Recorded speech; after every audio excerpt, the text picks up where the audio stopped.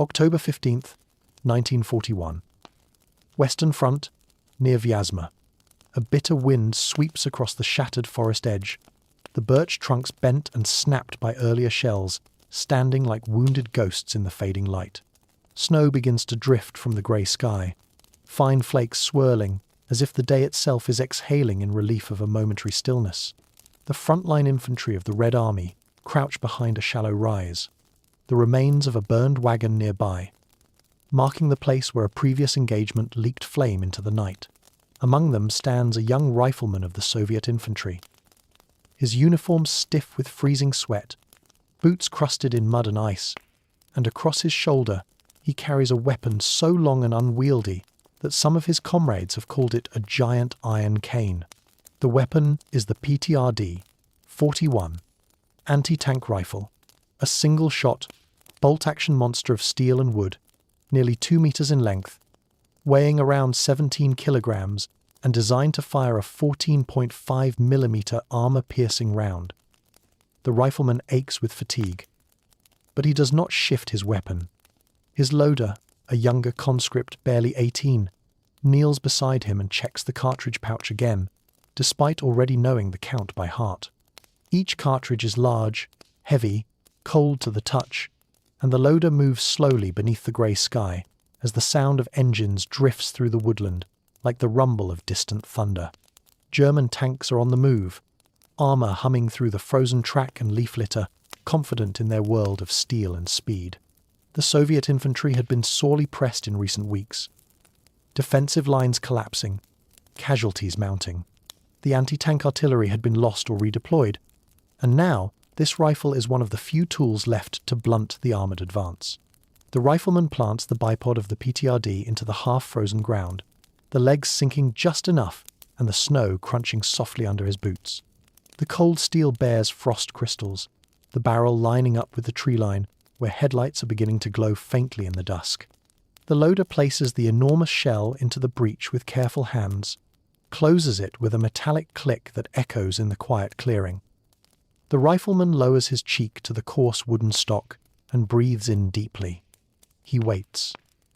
The forest sighs and shifts as a Panzer II emerges, its turret turning slowly, its tracks grinding through broken branches. The spotlight sweeps across the ridge, illuminating the snow and the dark shapes of the infantry, then scans away toward where more armour will appear. He feels the tremor in his hands and the cold bite of the night. The loader glances quickly. The rifleman knows he has one shot. One moment. If the round is to strike home, he exhales, squeezes the trigger. The report cracks like thunder. The recoil pains his shoulder. The muzzle flash lights up the snow as if the world has been briefly ignited. The casing ejects and tumbles into the frost. The projectile slams into the tank's hull with a sharp metallic crack. For a moment, everything freezes. Then steam hisses. The turret shudders. The tracks stutter. The tank slows, then stops entirely. A hatch opens and a crewman tumbles into the snow, smoke trailing from his uniform. Around them, the infantry stare, stunned. The rifle has done what many believed improbable. It has defeated an armoured vehicle. The loader hands the rifleman another cartridge without a word. The rifleman resets the bipod. The ground trembling again as more engines roar in the distance. Larger armoured shapes appear, headlights flickering between the trees. The young rifleman leans into the rifle again, his breath forming clouds in the cold air, snow swirling around the long barrel that looks absurdly long and heavy, but now feels necessary. Behind him, his squad braces, checks, grenades, reloads, rifles, eyes fixed on him and the rifle that might just give them a chance. The earth vibrates. A second tank rolls into view. The rifleman plants his shoulder, aligns the sights, and stares down the long barrel of the PTRD. He waits for the moment. The night grows colder. The forest holds its breath. He fires again. The second tank emerges through the haze with a deeper growl than the first, its larger frame shuddering as it pushes through the birch trunks and the hard crusts of early snow. A faint orange glow from the engine compartment flickers against the tree line, casting long, moving shadows that stretch toward the Soviet defensive line like dark fingers reaching out to crush whatever remains. The infantry behind the ridge prepare themselves with the grim knowledge that even if the first tank was stopped, the next will demand a greater cost. The rifleman braces his shoulder again, steadying the long, awkward length of the PTRD 41 across the snowy embankment, knowing that the weapon's next shot must be placed at a distance where even armor-piercing rounds begin to lose their certainty. The loader crouches beside him, breath fogging in the cold air as he pulls another cartridge from his pouch. The round gleams faintly in the fading light. Heavy in his hands, a symbol of desperate hope carved from brass and steel.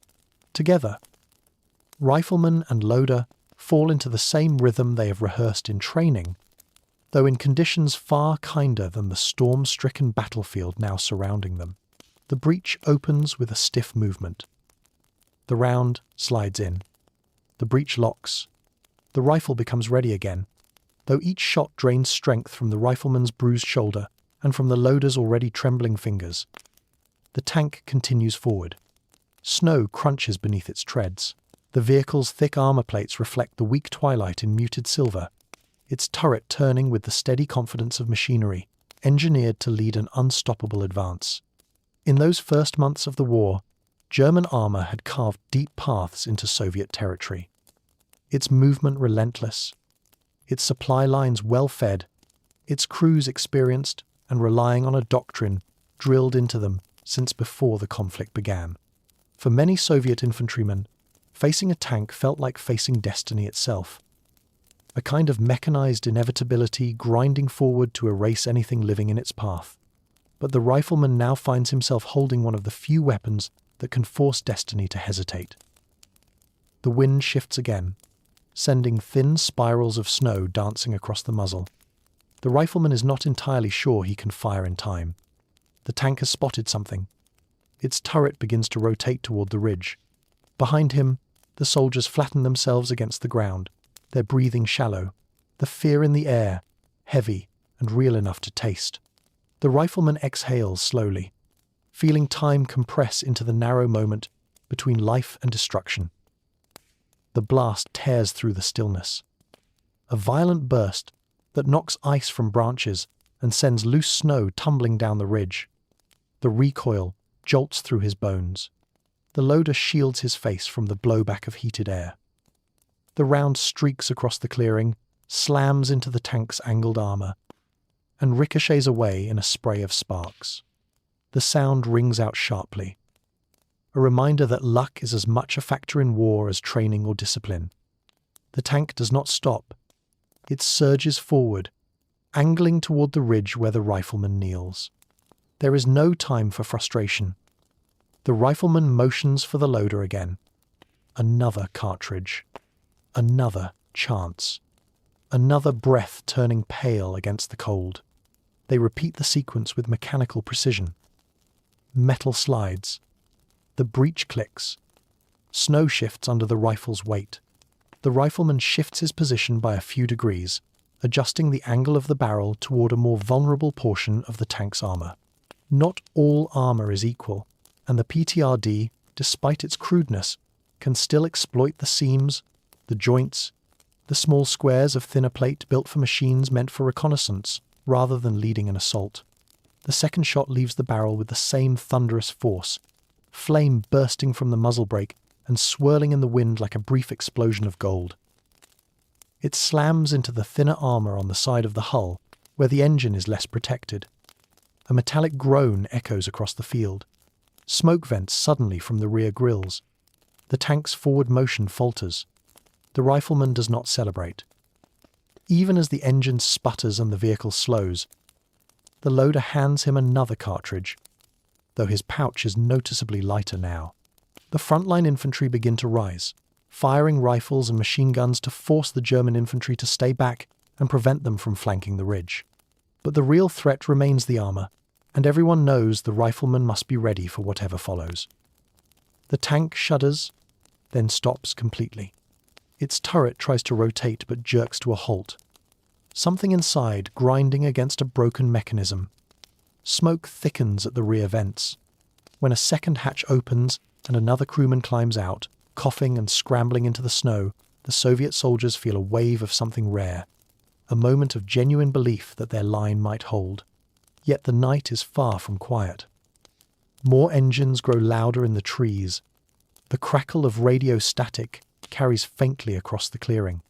German infantry attempt to reorganize, spreading out to protect the damaged tank. The rifleman crouches low again, as if he could become part of the earth. The loader steadies himself, aware that only a few rounds remain. The ridge grows darker as clouds pass over the last remnants of daylight, transforming the battlefield into a dim world of silhouettes and shadows.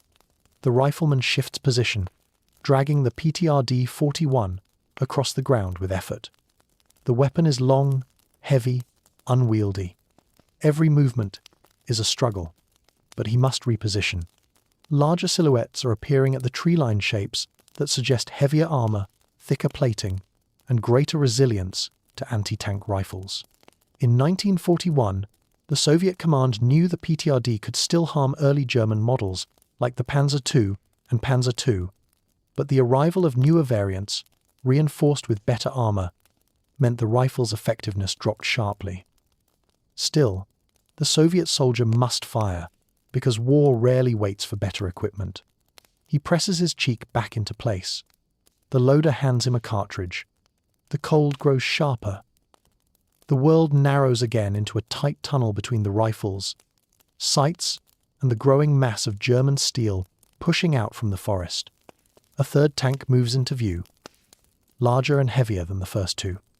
The rifleman steadies his breathing. He knows this one will be far more difficult to stop, but he also knows that every second he buys may save a dozen lives behind the ridge. He fires again. The shot rings out. The muzzle flash lights the ridge. The tank takes the impact and keeps moving. The round punches into the sloped armor, but fails to penetrate. The rifleman opens the breach again, the loader already reaching for another round. The infantry behind them brace for a breakthrough. Snow whips across their faces as the wind grows stronger and the clouds deepen into a heavy blanket of grey that begins shedding thicker flakes. The rifleman loads again and fires another shot.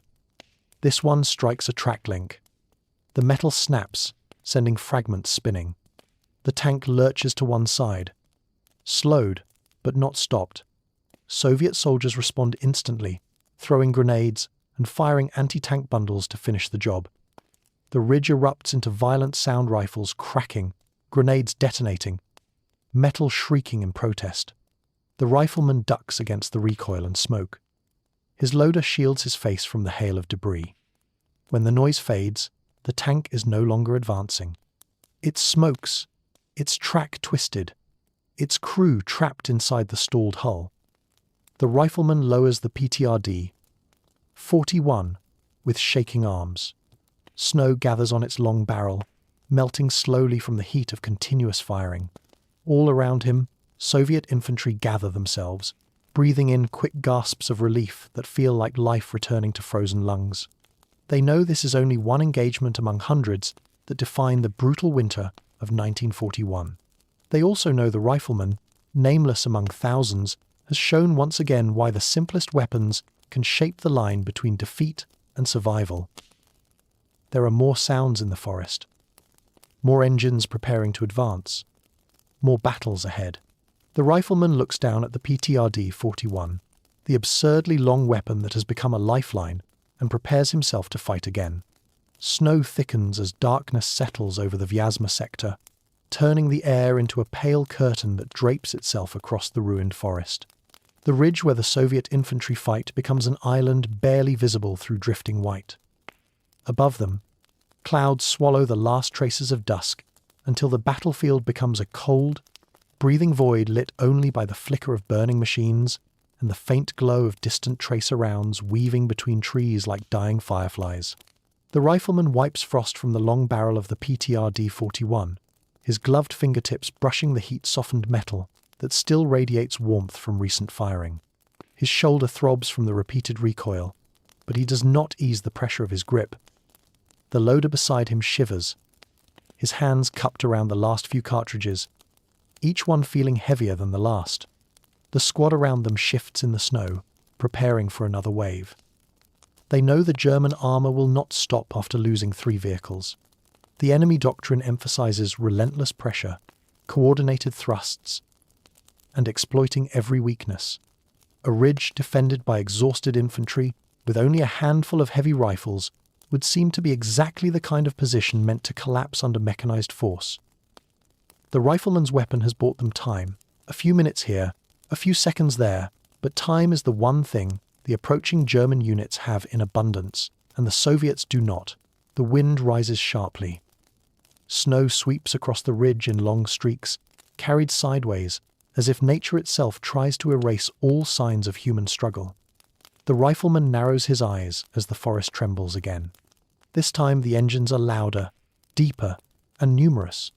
The ground vibrates in a steady pulse, each tremor a footstep of steel drawing closer through the trees.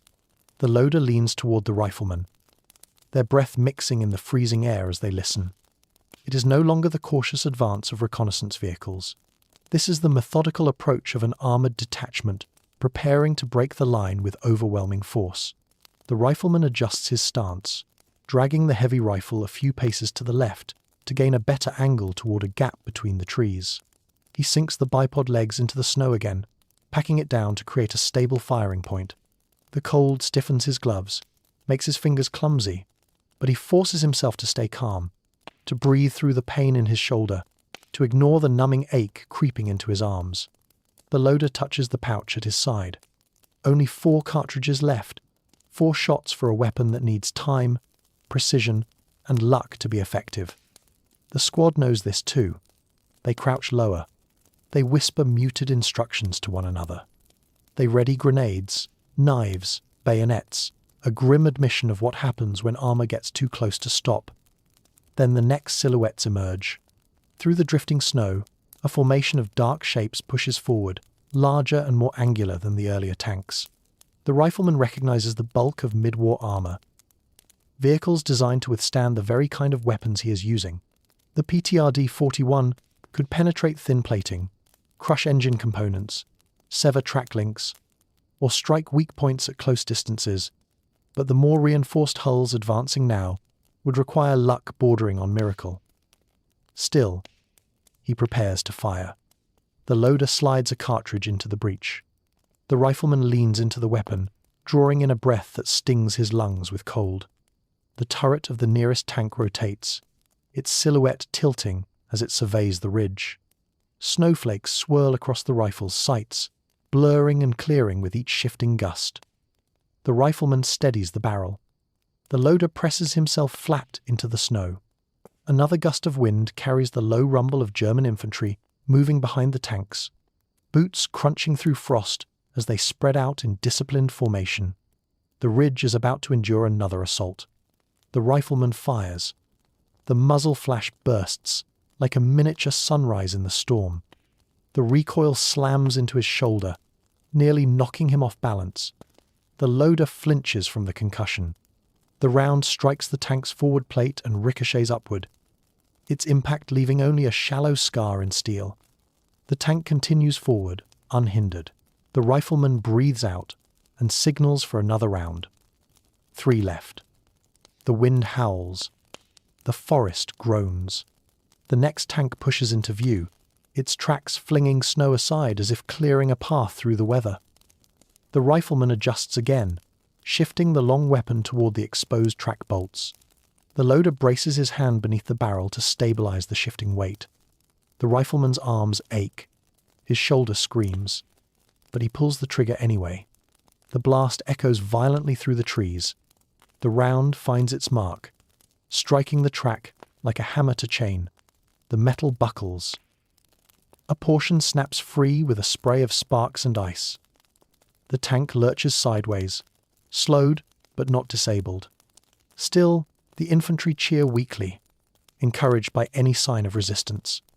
A new roar rises behind the damaged vehicle. More engines, perhaps 3 or 4. The rifleman's heart pounds. They do not have enough ammunition. They do not have enough men. They do not have enough time. But the ridge cannot fall. If it does, the path behind it opens towards supply roads, vital to slowing the German advance toward Moscow. Every hour matters. Every delay matters. Even a rifle that fires only one round at a time matters. The infantry fan out along the ridge. Their breaths form a low fog. The loader hands the rifleman another cartridge. 2 left. The rifleman sets his jaw and prepares to aim again. The snow thickens until the tanks appear as dark, lumbering shadows. The rifleman feels the cold settling deeper into his bones, but his mind remains sharp. He watches for the faint flash of exhaust ports, the gleam of view slits, the weak seams of armour hidden beneath layers of falling snow. A tank breaks from the tree line and pushes straight toward the ridge. This one is moving faster, as if eager to crush the defenders before they can regroup. The rifleman targets the front plate, then adjusts for the seam beside the turret ring. He waits until the machine draws close enough that he can see the faint reflection of fire in the metal. Then he fires. The shot tears through the storm with furious force. The round strikes beneath the turret. Sparks explode outward. A screech of metal grinding against metal echoes across the ice. The turret slows, jerks, then halts completely. The tank continues rolling forward but loses its ability to aim. The infantry behind the ridge erupt in brief relief. But the tank does not stop. It climbs the ridge with an injured, staggering gait, still lethal through sheer weight. The infantry scramble back. One soldier slides down the opposite slope, clutching a grenade bundle. Another pulls a length of wire for an improvised charge. The ridge becomes chaos, snow exploding beneath the tank's tracks. The rifleman loads his second-to-last cartridge. His hands tremble now, not from fear, but from cold and exhaustion. The loader struggles to lift the heavy round, his fingers barely responding. The rifleman grips the weapon tightly, braces himself in the snow, and aims for the exposed underside of the tank as it crests the ridge. He fires. The blast knocks him backward. The loader shields his face. The round slams upward into the belly of the tank, where armour is thin. A muffled explosion follows. Smoke billows from the vehicle's underside. The tank jerks violently, then sinks into the snow. The infantry watch in disbelief as the massive machine settles. Motionless, black smoke rising into the winter air. The rifleman lies in the snow for a moment, chest heaving, shoulder burning. The loader places a shaking hand on the final cartridge in his pouch. Only one shot remains, one chance left. And through the storm, more engines growl. The rifleman lifts his head, stares into the blizzard, and slowly positions the long rifle once more. The ridge holds for another minute, maybe another hour, maybe only another breath. But it holds. The ridge is swallowed in darkness as the storm tightens its grip on the forest. Snowflakes grow larger, tumbling in heavy spirals that clatter softly against helmets and stick to coats in thick white sheets. The wind roars in steady bursts, carrying the smell of burning oil from the last disabled tank and the metallic tang of spent cartridges. The rifleman pushes himself upright, shaking the snow from his sleeves. His muscles ache from the recoil. His vision blurs at the edges, each blink leaving behind faint trails of light from the burning wreckage. The loader kneels beside him, hunched over the last 14.5mm cartridge, as if it were a fragile relic of a forgotten world. The round glints faintly in the cold, its brass surface reflecting the flickering flames behind them. One shot is all that remains. The squad spreads out along the ridge, their silhouettes hunched and tense. They whisper to one another through chattering teeth, adjusting their weapons, preparing themselves for whichever steel-clad shape emerges next from the forest. Their breath rises in long, white streams that vanish quickly into the swirling dark. The ground trembles again, faintly at first, then growing more distinct as the sound of engines pushes through the storm. It is not the rapid, confident growl of the first wave. This new rumble is slower, heavier, as though something larger is rolling into place. The rifleman grips the long barrel of the PTRD-41, feeling the cold seep through his gloves. He drags the unwieldy weapon a few paces across the ridge, carving a narrow groove in the snow as he shifts to a new vantage point facing a break in the trees. The bipod sinks deep into the wet, half-frozen ground. The loader crawls closer, shielding the last cartridge beneath his coat to keep it free from snow and freezing moisture. The forest stirs. A deep metallic groan rolls across the clearing. Branches snap. Snow cascades from treetops as something massive pushes forward. The rifleman tenses. The loader closes his eyes for a brief moment, as if gathering the courage to continue. The squad tightens its formation, spacing out to avoid clustering into an easy target. Through the swirling snow, a shape appears. At first, it is only a shadow, an indistinct form blending with the storm. But as it inches forward, its outline hardens into the unmistakable profile of a heavier class of German armor. Its armor plates are sharper, thicker, reinforced to withstand the very rounds the rifleman fires. Its turret rotates with practiced precision, sweeping the snowy ridge as if searching for the stubborn defenders who have halted its predecessors. His shoulder throbs in dull waves. The loader taps his arm gently, offering the last cartridge. The rifleman nods. The round feels heavier than the others, though he knows that weight exists only in his mind. He opens the breech with shaking fingers. The loader slides in the cartridge with care. The breech locks with a metallic click that echoes across the ridge like a lone bell calling out in a silent monastery. The soldier settles into position, cheek pressed to the stock, eye aligned with the narrow sights. Snow swirls across his vision, a storm between him and the looming mass of German steel. The tank pushes forward, treads grinding through the snowpack. Smoke rises from its exhaust ports, darkening the storm with streaks of black. Its turret sweeps again, and for a brief moment, the direct beam of its spotlight cuts across the ridge. The infantry flatten themselves into the snow. The rifleman remains still, trusting the storm to camouflage his form. He steadies the long barrel, aligning the crosshairs with the only weakness visible at this angle, the seam where the side armor meets the hull, a narrow band that might yield if struck precisely. At this distance, the odds are low. But low odds are all that remain. The tank halts at the edge of the clearing. Its engine shifts into a deeper growl, readying itself to climb the ridge. The rifleman knows he must fire before it gains elevation. Firing uphill reduces penetration. Firing downhill increases it. This is his last shot, his final chance to fracture the steel barrier between survival and collapse. He breathes in, he breathes out, and he fires. The muzzle flash bursts like a brilliant flare against the dark, illuminating the swirling snow for a fraction of a heartbeat. The recoil slams into his shoulder with a force that sends him sliding slightly backward in the snow. The loader ducks, arms raised instinctively to shield his face. The sound echoes across the forest, bouncing between trees and disappearing into the storm. The round strikes the tank's side. A harsh metallic crack rings out. Sparks flare. The tank jerks slightly. Smoke hisses from the seam the rifleman targeted. The armor has been pierced, not cleanly, not deeply, but enough to disrupt something within the hull. The turret freezes mid-turn. The engine sputters, coughing like a wounded animal. The massive machine shudders once, then twice, as if wrestling against its own failing parts. Then, slowly, it grinds to a halt. For a moment, the ridge is silent, except for the steady whisper of the storm. The infantry stare, wide-eyed, disbelieving. The rifleman lowers the PTRD-41, his arms trembling. The loader collapses onto his back, snow clinging to his coat as he exhales a long breath that turns into fog above him. Around them, the Soviet defenders grip their weapons with renewed vigor, the spark of hope rekindled within their exhausted bodies. But there is no time to celebrate.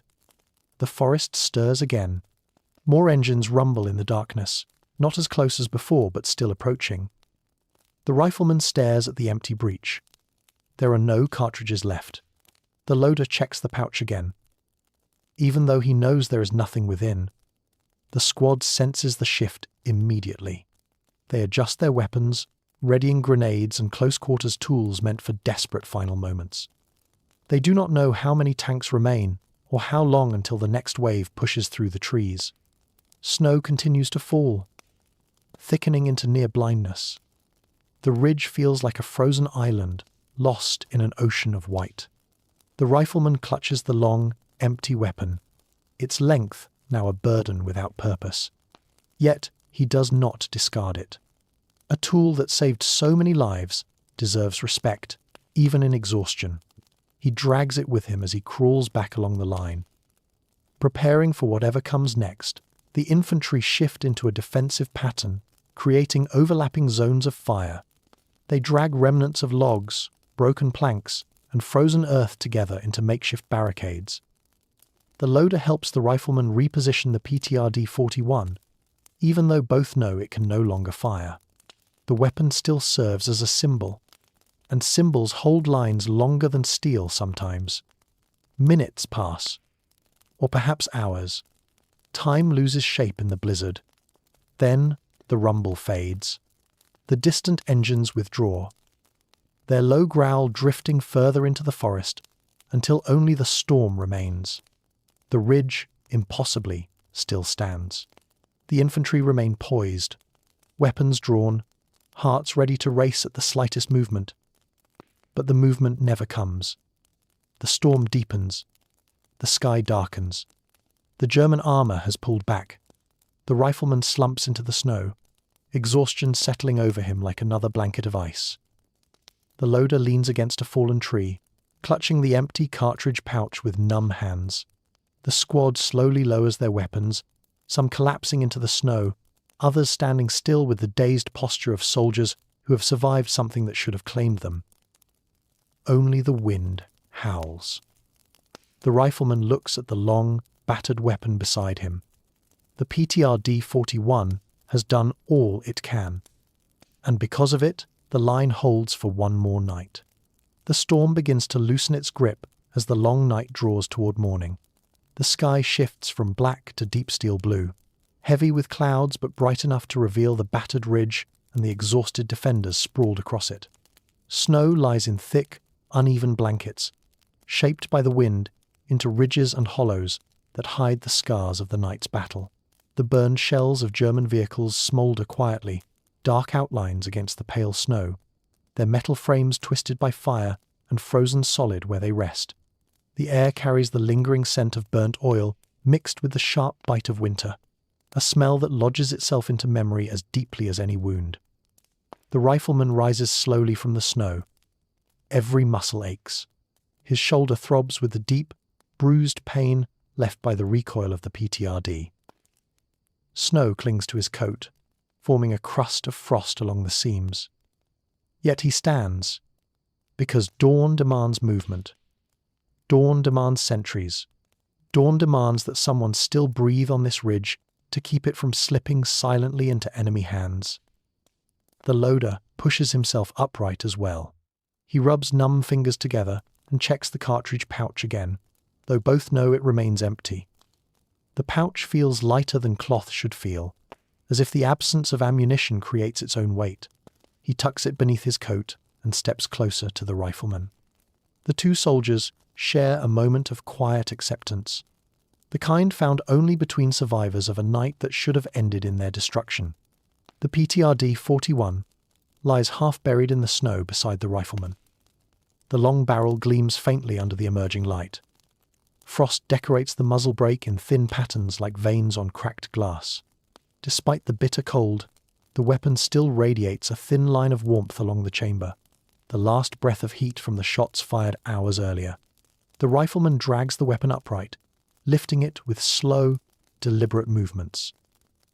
If the ridge remains, the weapon remains. That is the unspoken rule. The squad begins to gather. Soldiers emerge from shallow snow pits and small depressions behind fallen logs. Some limp, some cough.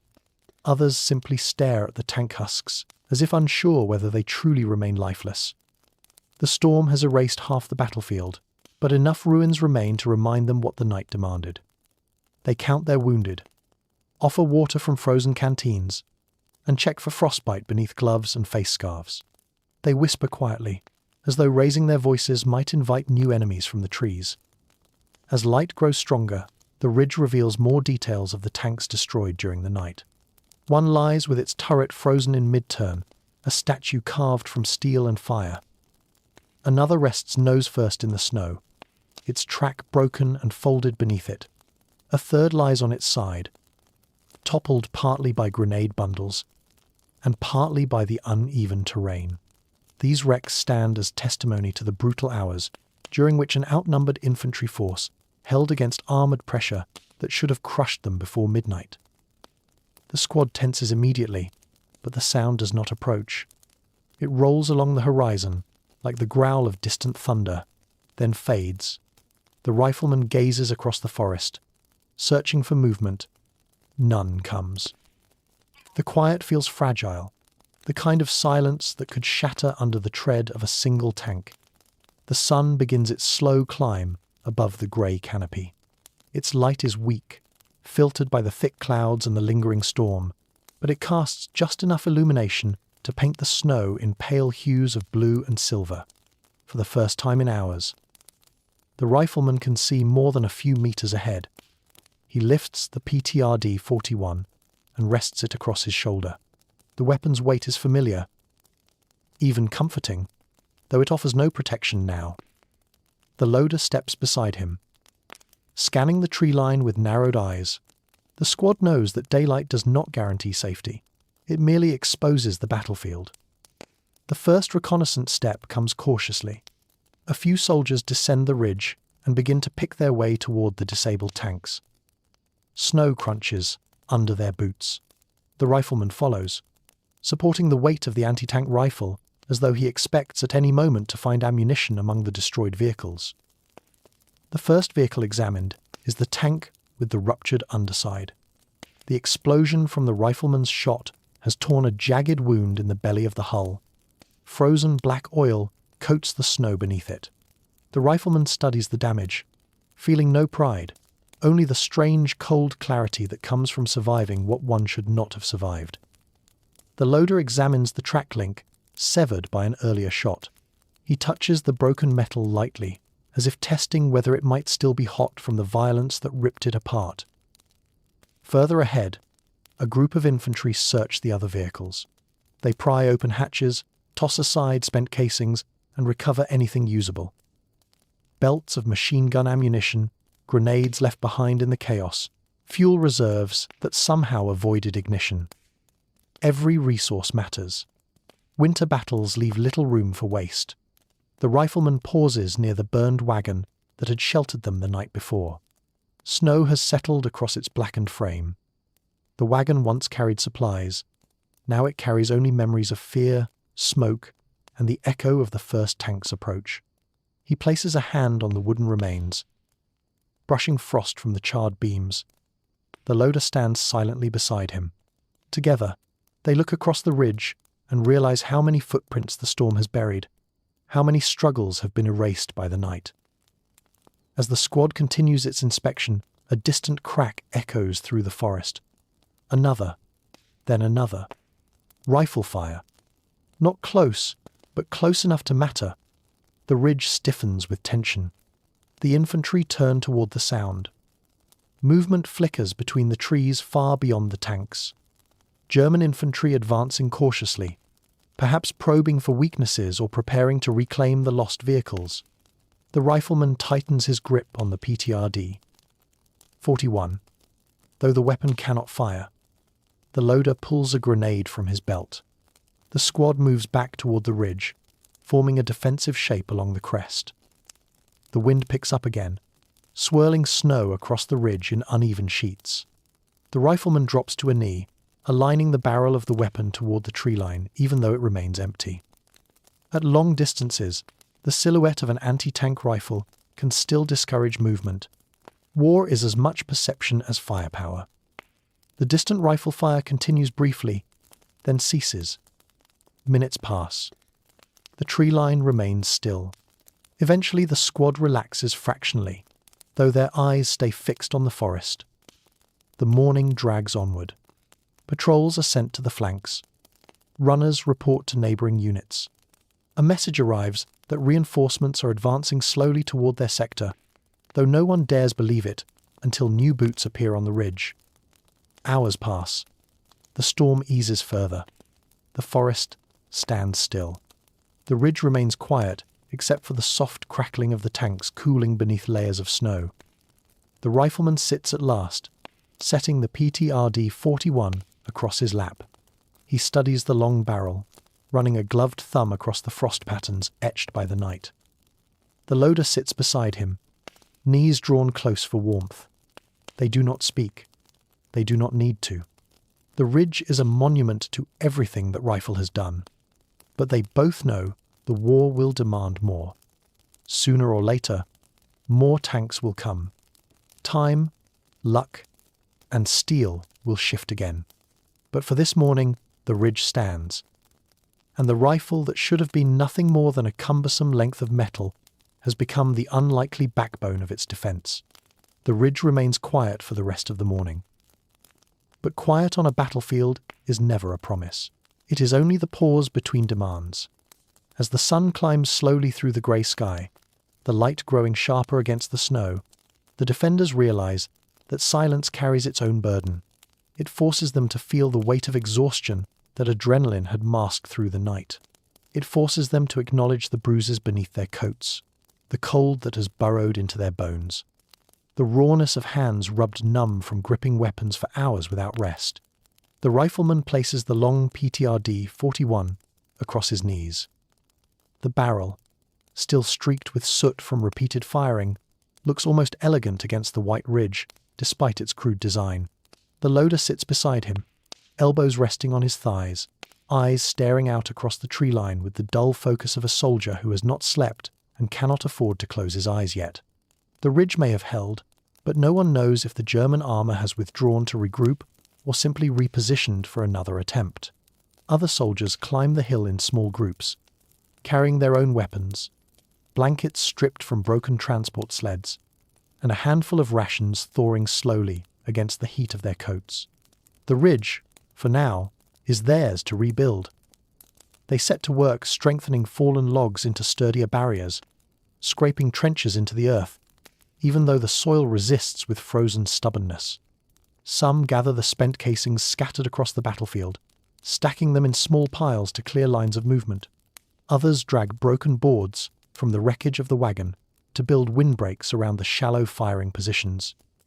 Through all of this, the rifleman keeps the heavy anti-tank rifle close. It is not fear that drives him to keep the weapon in reach, but attachment. The PTRD 41 has been his anchor through the endless hours of darkness.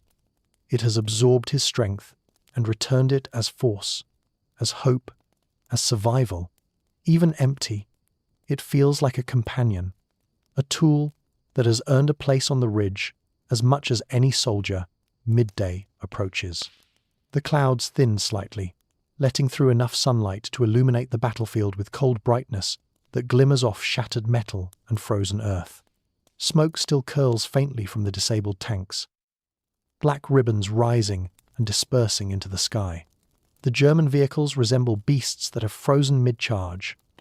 Mouths open, limbs twisted, the fury of their advance preserved in the moment of their defeat.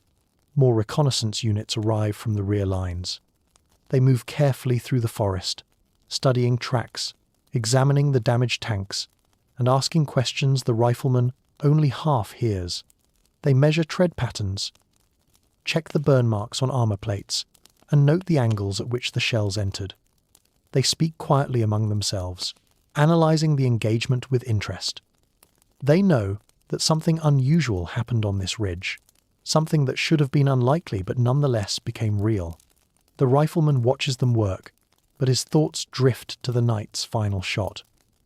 He remembers the jolt of the recoil, the flash in the snow, the moment when the tank's engine choked and died. He remembers the loader's trembling hands passing him the last cartridge. He remembers the silence that followed when the enemy withdrew. These memories do not feel heroic. They feel heavy, sacred, as though they belong not to a victory but to a responsibility the ridge demanded from him. The loader lowers himself beside him again, this time with a small ration of bread and a tin of frozen soup that someone managed to warm over a scrap fire. The rifleman eats slowly, trying to ignore the ache in his shoulder every time he lifts his arm. Soldiers nearby murmur among themselves about the possibility of reinforcements. Rumors drift through the air like stray sparks. Talk of new anti-tank rifles arriving from factories east of the Urals. Talk of ammunition stockpiles being redirected to frontline units. Talk of industrial efforts to harden the Soviet defense before the German armies push deeper. It speaks of another version of the anti-tank rifle, a redesigned variant with improved operation, capable of firing more rapidly than the PTRD 41. He knows that regardless of improvements, no weapon arrives quickly enough on a front moving as fast as this one. For now, the only anti-tank rifle on this ridge is the one resting across his knees. A distant cracking sound interrupts the murmurs. Not gunfire, not engines. Wood, tree trunks, shifting under the pressure of wind or weight. Every soldier on the ridge stiffens. The rifleman grips the PTRD 41, forgetting for a moment that it is empty. His body reacts before his mind can intervene, shaped by hours of instinctive readiness. The loader reaches for a grenade. Other infantry drop into firing positions. Weapons aimed at the tree line. Then, faintly, voices. Not German. The soldiers relax slightly as a patrol from a neighbouring unit emerges between the trees, trudging through the snow with the weary posture of those who have been scouting since before dawn. They bring news. The German spearhead has halted its push in this sector. Armoured units have been redirected to fight deeper toward the south. Infantry remain active in the forest, but large-scale assaults are unlikely until the front lines stabilise. Relief spreads across the ridge in small, cautious waves. The rifleman lowers the rifle. The loader drops his grenade back into its pouch. Soldiers retreat from their firing positions, but do not stray far. They have learned never to trust quiet moments, but the message offers something that has been scarce in recent days. Time. Time to rest. Time to breathe. Time to prepare. The afternoon passes in slow, careful recovery. The squad builds small fires, shielded by makeshift barricades. They melt snow into drinking water.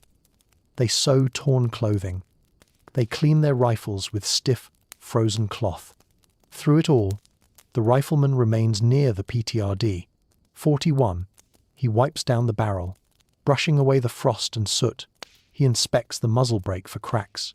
He checks the bipod hinges, then the chamber, then the wooden stock. Each step is deliberate, more ritual than maintenance. When the loader brings him a strip of cloth to wrap around the bruised shoulder, the rifleman accepts it silently. The two soldiers share a brief glance, not of triumph, but of recognition. They both know that the weapon saved them. They also know that the battle would have ended differently if any of the shots had missed their mark. Fate is fragile in the snow. As daylight fades, new units arrive to relieve portions of the ridge. Fresh faces climb through the drifts, their breath quick from the climb, their uniforms cleaner and warmer than those who defended through the night. They pause when they see the tank husks. They study the long rifle leaning against the barricade. Realization spreads among them. The ridge becomes a story even before they set foot on it. The rifleman strengthens the strap on the PTRD 41. The loader tightens his pack. The squad gathers what little equipment remains. When the order comes to withdraw to a secondary line for rest, they follow slowly, leaving footprints that the wind will soon erase. As they descend the ridge, the rifleman glances back at the weapon-shaped imprint in the snow. The grooves carved by its long barrel, the marks left by its bipod. The ridge holds because of those marks. Even in exhaustion, the rifleman senses that this weapon, heavy, awkward, old-fashioned, even by the standards of 1941, is becoming more than simple machinery. It is becoming a symbol, a reminder that steel can be bent by will. A reminder that luck favors those who refuse to move. A reminder that even a soldier with only one shot can shape the battlefield. Night settles again as the defenders march away. Snow begins to fall once more, soft and slow, covering the ridge, smoothing the scars, hiding the wreckage beneath a clean white shroud. But beneath the snow, the shapes of the tanks remain, and somewhere in the cold air between the trees, whispers begin to form. Whispers of the rifle that cracked open armor like tin, the rifle that halted a mechanized thrust, the rifle that turned ridicule into fear, the PTRD 40. One follows the rifleman into the forest, heavy against his shoulder, its barrel stained with battle. It will be fired again. It will bruise him again. It will save lives again. It is not a perfect weapon. It is not even a modern weapon. But on a ridge near Vyazma, in the bitter cold of 1941, it became something far greater. It became a legend.